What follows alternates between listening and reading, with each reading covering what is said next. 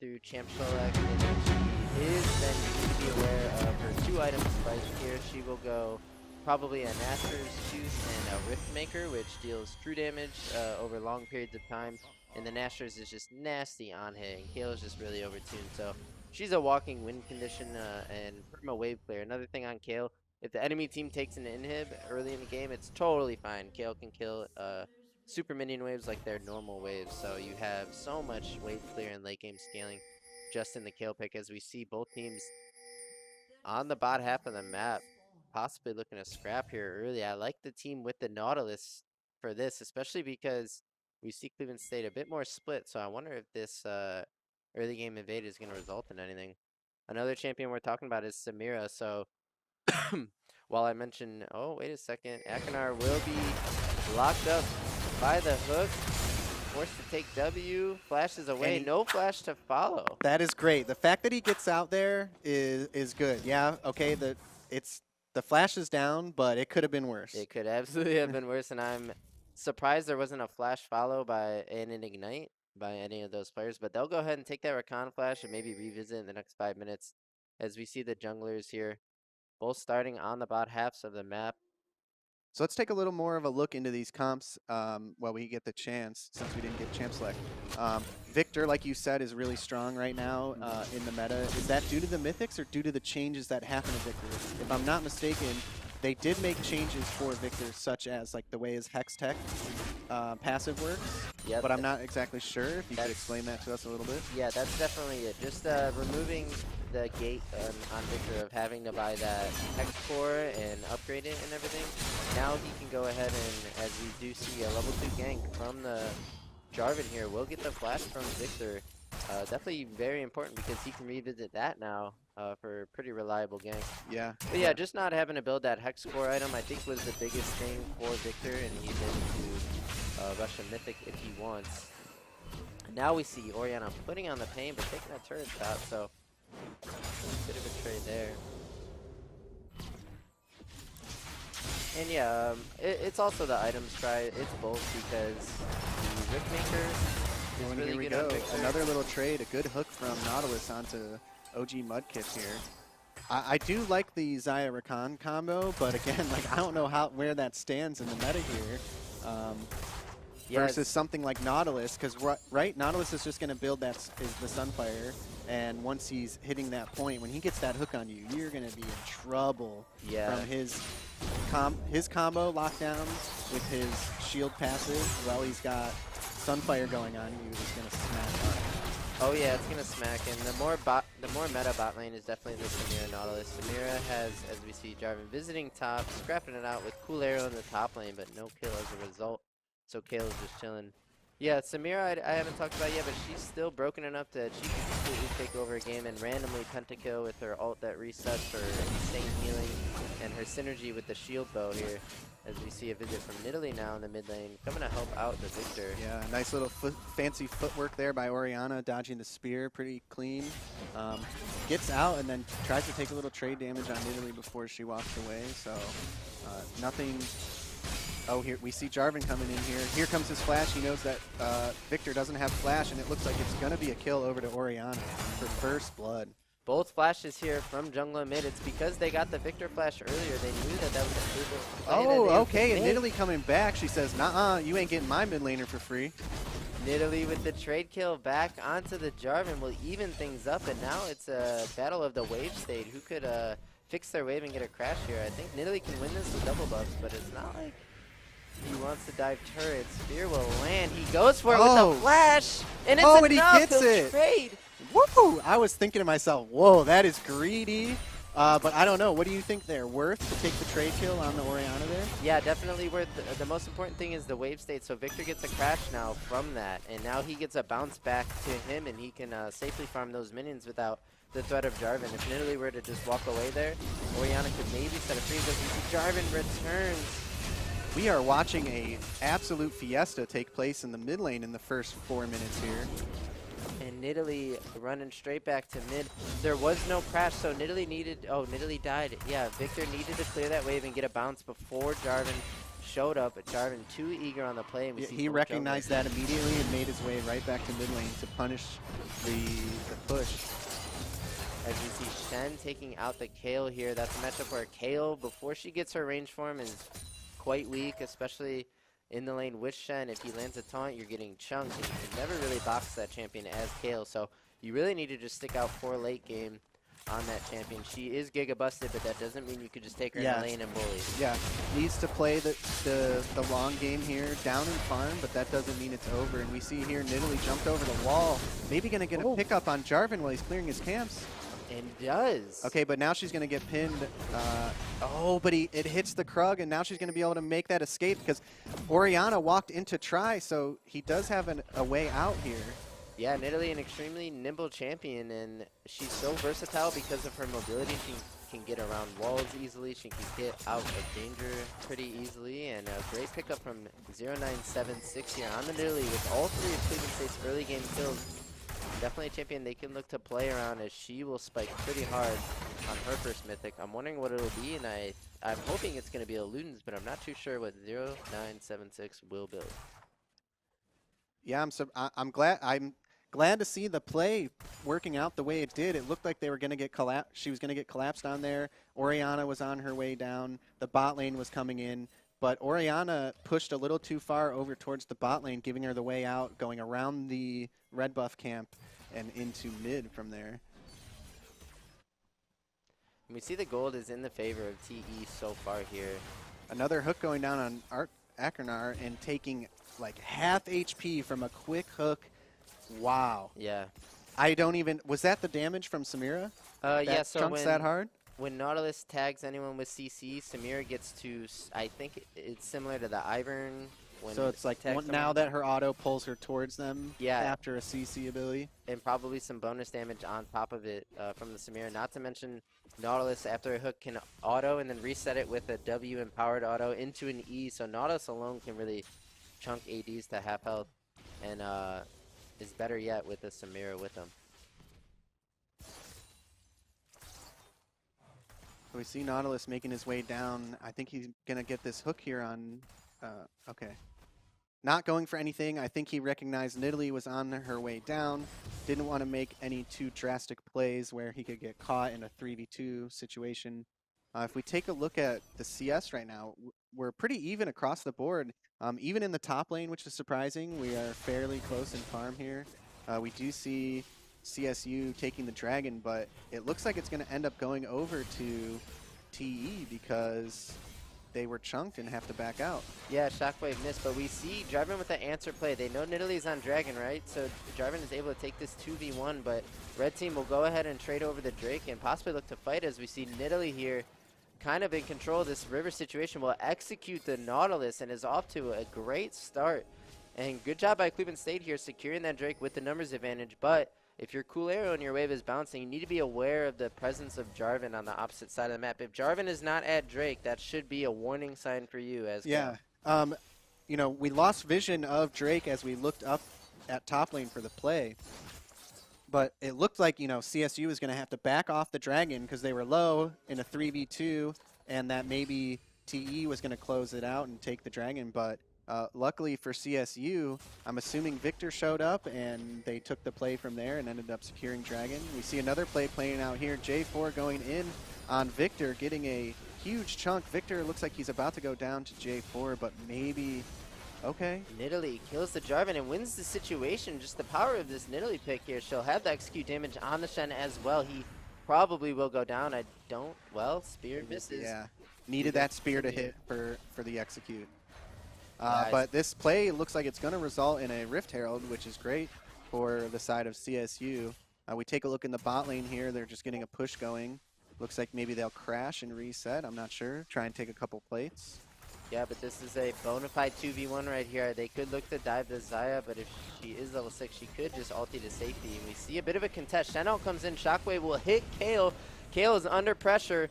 0976 on the Nidalee looking to execute. Blue team will steal. Nidalee has to flash over the wall, and they will have to give that Herald over. A great response play by TE with the Shen ulti, sending members in to contest that play. And now Cleveland State have to split objectives, Cloud Drake for Herald, instead of getting both, as we see Rakan with the counter engage in bot lane. Mudkip looking to put the damage down. Nautilus forced to walk away, and as Samira ramping there, they Cleveland State's bot lane did not want to continue.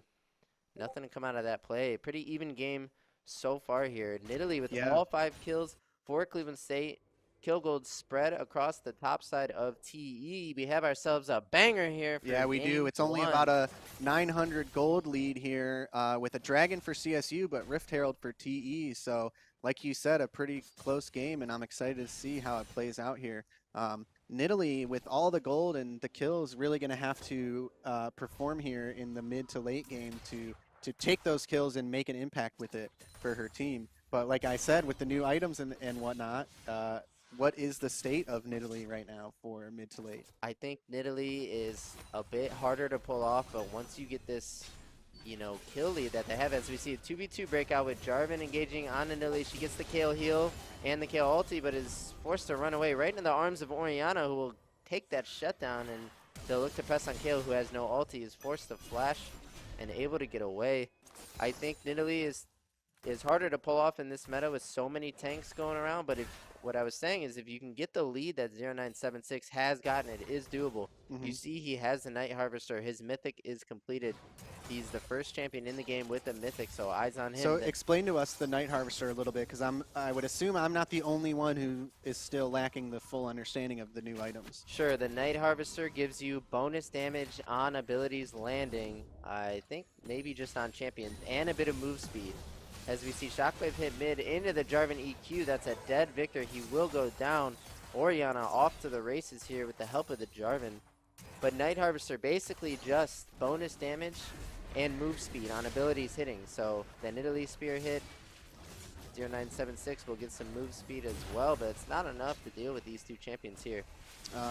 Yeah, at the very least, she does get the Herald, so not going to lose tower here off of the kill they got on Victor, which is great. We do see J4 looking to clear some wards in the river. He's about half HP, but it's not a good scenario for them to be trying to make any sort of plays in. Shen ult looks like it's coming up here in, you know, maybe the next 10 seconds. And a really nice Jarvan EQ into Shen taunt. Will dive mid lane and kill the Nidalee that was there just covering for XP.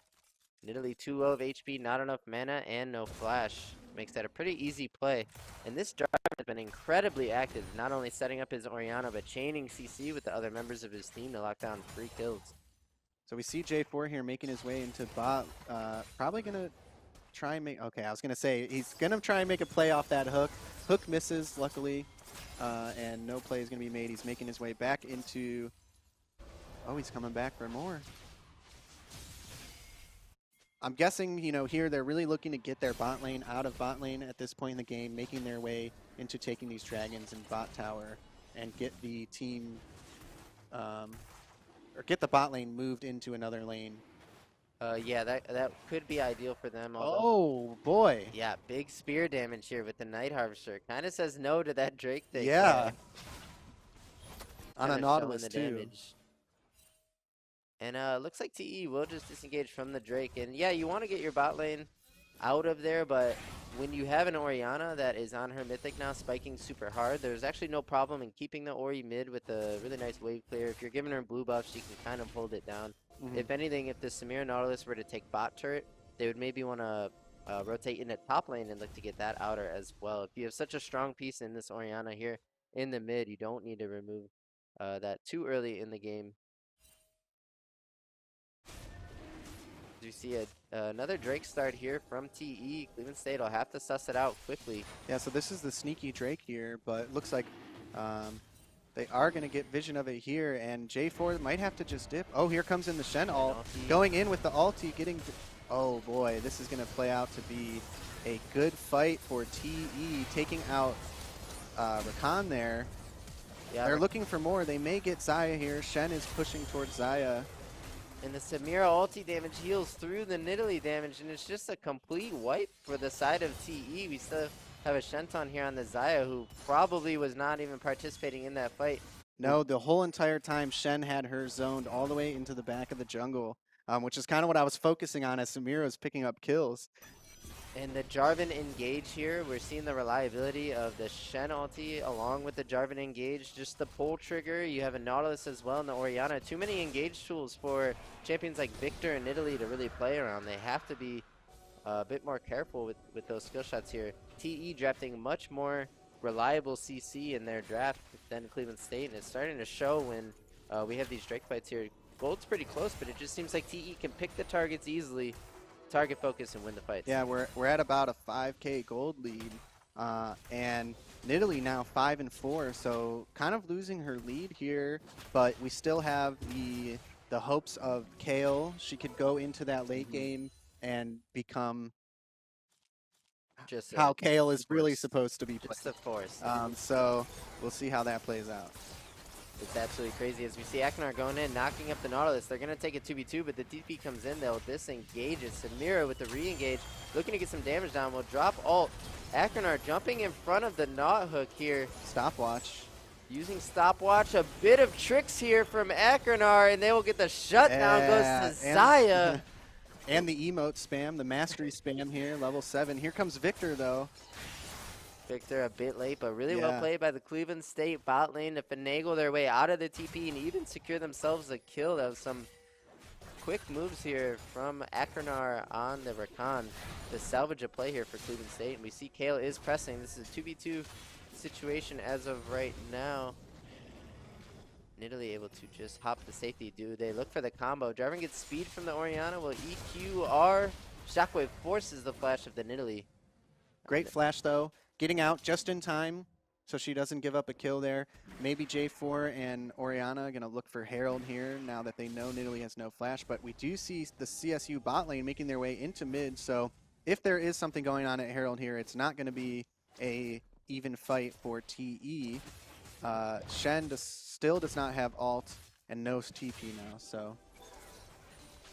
That's right, in the mid game starting to look like it's going to the side of TE, but you still have the pieces you mentioned, Try, that are really important. That's Victor and Kale both get really crazy once they complete their second item. We see Kale working on finishing her first.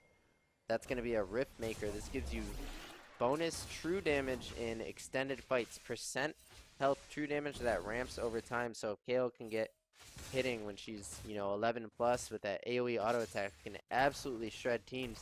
You add an Asterisk to that, and she just randomly starts two-tapping everybody. It's really crazy. So I'm excited to see. I'm feeling a bit rusty here as we watch. I'm taking a look at the list of items. I'm not recognizing items. I need to, get my book out and do a little bit of studying this week. Definitely. I mean, a lot of change. A lot of players, when they first see the new items, are completely thrown off and just, I think, a bit afraid of change, right? Like, oh my God, these icons look silly and this and that, but I like it.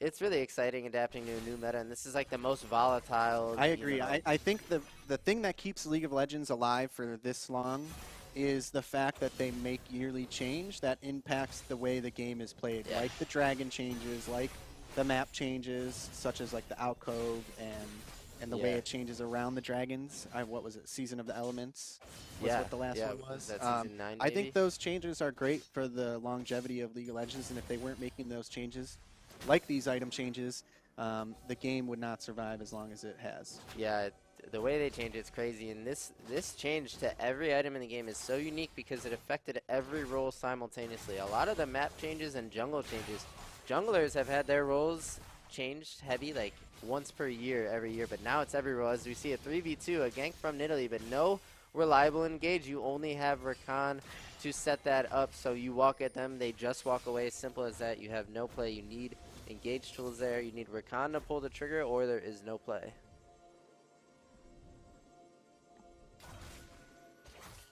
See a counter siege here from blue team. That's TE. Shen with ulti available shortly or available now. Yeah, I think they're just going to take this tower and walk off for free. No need for Shen ulti. Dragon is up in 35 seconds, so I would assume they're going to hang around here. They will have Shen ulti for that. And that's going to be a scenario where I don't know. Does CSU just give that up, or they need all 5 members there and ready, knowing that Shen can get there at any chance? Right, it's one of those two options. You either give or you're there on time, and a lot of people probably argue to go ahead and give this, maybe deal with the Herald here so you don't get double bopped, and let your Kale farm, let your Victor farm a bit. But we'll have to see if Cleveland State fancies a contest. I don't think they win it. And there's pressure coming in top, but no problem for Kale. If I was Kale there, I've been playing a lot of Kale. If I'm Kale, I want them to take my inhib as early as possible so I can farm super waves and hit my level 16. As soon as possible. So, yeah. like, letting them get those towers down, getting the shove. Tower doesn't go down there, even to Herald, so... Yeah, that's right. And it's not always great to give inhib, right? Because if the other team can use that pressure as a tool to get them more, then it's bad news. But in solo queue, I should say, I'm like, yeah, go ahead, take my inhib. As we see Shen taunt land, shows a good trade, but Kale can heal that back. She has Rift Maker now. Completely can wipe waves and heal perma, so she's going to have a big shove on the Shen, who probably can't realistically deal with her without help. As I say that, she takes 2 turret shots, 3 but tower still shots. she wins this. Kale wins this with ulti and the damage that comes through and the healing. As we see Jarvan engage on Nidalee, who's forced to retreat away from her camp. There is no flash. She will go down. Shen licking his wounds, looking for a recall, and the members of Cleveland State are here to back up their Kale, but they just lost their Nidalee. They lost control of top red side quadrant, and it looks like the play is going to be in the favor of TE, and they'll have some options here on where to move next. Yeah, it seems like the choice they made there was to send everybody to help Kale to get the Shen, because it looked like maybe Kale, after those tower shots, was going to go down. They all get there too late, leaving their top jungle completely exposed, and in return, they get the kill on Nidalee and, you know, some pressure on this mid tower. Yeah. Cleveland State should be able to clear this out with the Victor, no problem. But the Nauthook will land. He's going in. He's under turret. He's forced to flash out. The Shockwave will hit the Victor. He flashes. Jarvan engages to follow up. There's some heals coming in from Nidalee, and the Xayah will shut down Jarvan. Do they look to advance at all? Nidalee's spear will be blocked out by the Samira W. There's a Kale TP coming in. Ooh. I think Kale might still have ulti. I'm not Shen too ulti sure. coming in as well. Oh, good dodge from the taunt. Kulero is free firing on the Shen. They can take Shen down. Overtime here, but I think he can escape. So does he? If they get the slow and a Nidalee spear on Shen here, it may be trouble. But I don't know if I would go this deep. Don't dive that tower. They want to just siege here. Low HP bars on the members of TE, and some dead members means tier 2 mid turret going over to Cleveland State.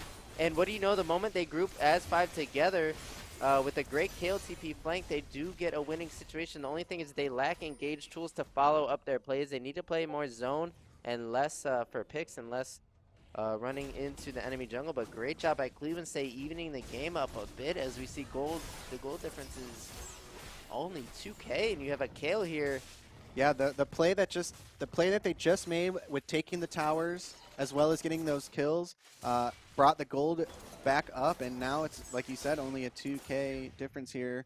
Xayah securing the scuttle, having a flash and ult away from J4 there. I don't know if that was overkill, the flash and ult.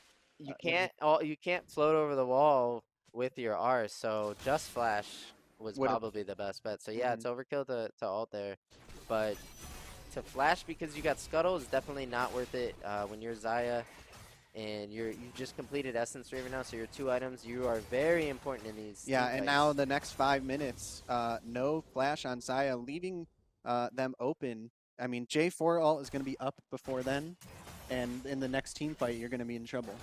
Definitely. There's no way to escape the Jarvan ult for Xayah. Her R. Oh, as we see Ekinar will engage in the mid lane. Almost a one-shot onto Samir. She will go down to the Victor. That's a shutdown. Another kill for Cleveland State. And the OG Mudkip will take down Nautilus as well. That's 2 for 0. Do they advance to Baron or do they keep looking for kills? I think they turn Baron. Where is the Kale? They need Kale damage here on this Baron. Kale. Here is Kulero. Kulero will kill this Baron very quickly. And it should go over to Cleveland State with an epic turnaround. This game was looking absolutely grim for them. And so here comes the Orianna. contest. It's the Jarvan. He will EQ in, gets multiple members. The Kale ulti comes out. It's a battle for the Drake. Shockwave will get 2. That's 2 for 0 already for TE as the Cataclysm comes out. Baron is firing on everybody. Kale will go down, and that's their damage.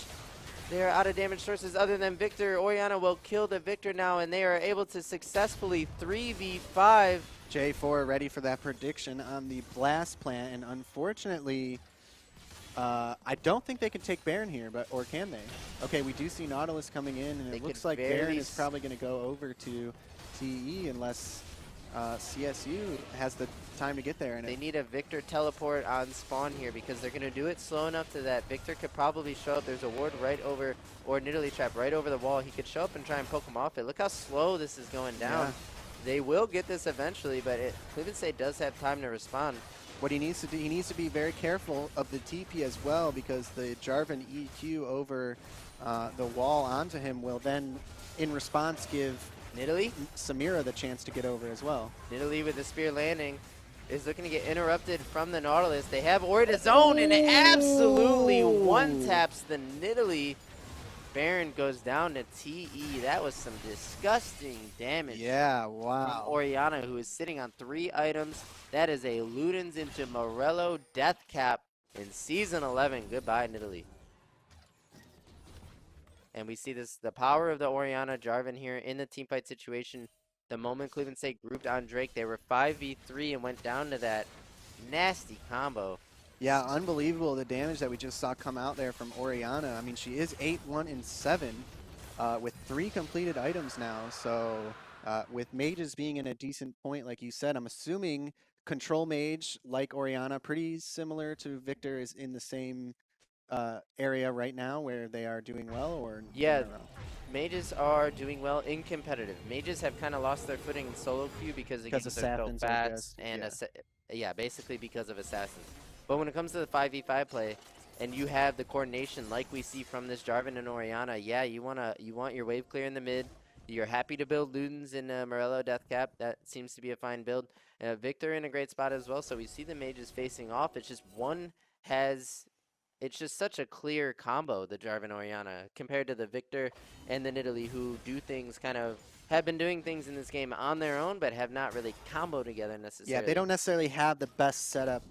You know, yeah.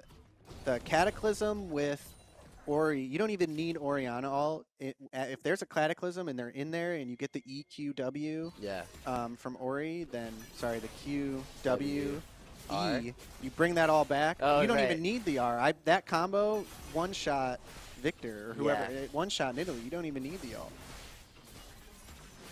Yeah, pretty nuts combo here, and we see Kale can deal with these Baron minions pretty freely here. Is working on our second item. The 4-man unit in the mid doing the same. So they're pressuring Baron in 2 lanes, TE right now. We'll have to see if they ever split 3 or if they pull the trigger. But Cleveland State's comp operates best when TE is engaging. We see a Shen taunt land. Kale, I think, does win this over time. As we see some of this Riftmaker damage coming out, Shen will flash. I think Cool Arrow is happy to just take that. Possibly even re-engage. There's no siege to be had mid. So TE looking at options. I think diving this Kale, they're going to full rotate to the Kale now. Cool Arrow, I believe, is aware, can float down the river. And now we have a top red side jungle situation. The Jarvan will go in. The Nautilus hook lands, and Akranar is absolutely exploded. Here comes the Cataclysm. The Samira diving in past the turret wall. Will 1v3 and drop that ulti. That's the triple double kill. for the Samira, double for the Orianna, and that's 4 down because Kale was out of position and had to float down the river there. They took that opportunity to strike, and now we get to see a bit of the Samira. So TE showing us a lot of the new season. We don't see here because it's focusing us top lane, but Kale is taking mid tower and now pushing on to inhibitor tower in the mid lane. She was going to back during that play, but once TE engaged onto CSU in the jungle, she decided to stay and push. But now, I don't know, is she overstaying? Okay, here comes a TP into mid, so she's going to back up.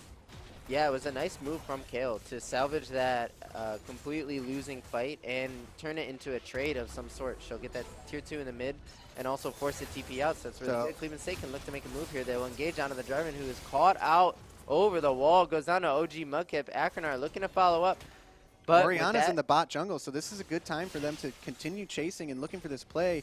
Kale and Shen are in the river, but their tools to chase are just awful. For the team comp of Cleveland State. Now Kale is in a terrible spot, but she's going to drop the ulti, and maybe this is a good turn for Cleveland State here. It could be if Claire can get out with a 3-man shockwave.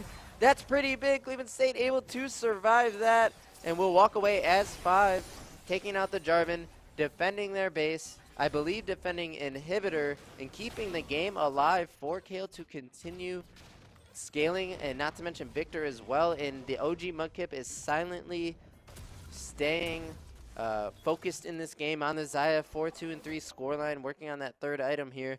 Cleveland State with a realistic chance, but I see 3 Drakes already stacked up for TE in 4th here. Mountain Soul is going to be in 1 minute. We'll have to see what item completions can come through before this. Kale has completed Nashers. Ring the alarm. And I'm not going to lie, that Oriana is looking pretty damn intimidating right now at a 10-1-9 scoreline for their first game in the League Saturday Series qualifiers. What a good way to show up and perform at your best and make it, get a good name for yourself coming into the league. TE coming in hot and loud here. But yeah, the Oriana has picked up a whole Void Staff since we last checked in with her try. That's absolutely scary. Kale needs to 1v9 this game. As we see the Shenton comes over, will miss. No fear from TE here, just making aggressive plays. Shen eating over the wall into the team, not worried that he didn't have his team there to back it up, but I guess that play in general threatens that, hey, if I'm not scared, you better be, because that means I've got people behind me. And they zone him away from Soul. It's going to be completely free going over the side of TE. Is it a Baron trade? Baron's not up for 22 seconds, so it's just a give. If any champion can cut through that mountain, it is Kale. I keep talking about it, but when you're Cleveland State and you're giving over Soul, that's kind of your last hope here. Yeah, and we do see Kale is at level 15 now, so we are getting close to that 16 mark, and then that'll be their chance to take their scaling comp and make some plays. But they're now almost 10K gold, about 8K gold behind, and Dragon Soul. So yeah, the gold lead has exploded here in the last 5 minutes from about 25 to 31, and TE can look to Baron. They could have Shen in the side lane splitting with ulti ready. They can make it so that Cleveland State doesn't have many options other than to just walk into them where they can freely engage. We'll have to see how Cleveland State lines up and what they do. Yeah, TE starting Baron here. CSU does have vision from that Oracle lens, or the Vision Ward. So it has to be the Rakan making the play. That's the only real playmaker here for Cleveland State. The rest of them have decent forms of disengage, but as far as locking one member down to focus as a target, it's got to be Rakan. I'm looking at his flash. I believe is up. Rakan has Smite as we see Jarvan flash EQ. A big Cataclysm. Where is the Shockwave? They're able to disengage. The Cleveland State bot lane is running. Another EQ from Jarvan as he persists. We see Shen watch the taunt. The OG Mudkip was ready for it. He can dodge the taunt with his R if he needs, and we see a disengage peel back to Baron for TE, who still has many options. Classic J4 move there, going a little bit too deep. The team is not there to follow up. If you had played that a bit slower, maybe CSU gets away, but if you land that ult with Oriana in range, you're definitely getting the double kill. I don't even know who he Cataclysm there, but it would have been a double. So now they're on Baron with no J4 ult, and CSU pulling up. And Rakan has Smite. Rakan and Italy both have Smite. They need to go over the wall very soon and look to steal this. Cleveland State, do you have it? Rakan will go. The Baron goes over to Jarvan. Rakan helps the Nidalee in the fight over the wall. Shockwave hits the Zaya. She instantly falls, and this is just a Kale wipe. is here, and she's smacking, though. Oh, but she's going to go down to Shen. Kale was smacking, but she's in the middle of like 9 members in the game. That's just not where you can beat a Free Fire as Kale. We see Victor peeling off, will flash away from the Cataclysm. Shen looking to persist with a taunt. Can he find it? Victor getting the move speed, able to retreat. The Victor needs to stay alive in order to wave clear, but TE could look to press here.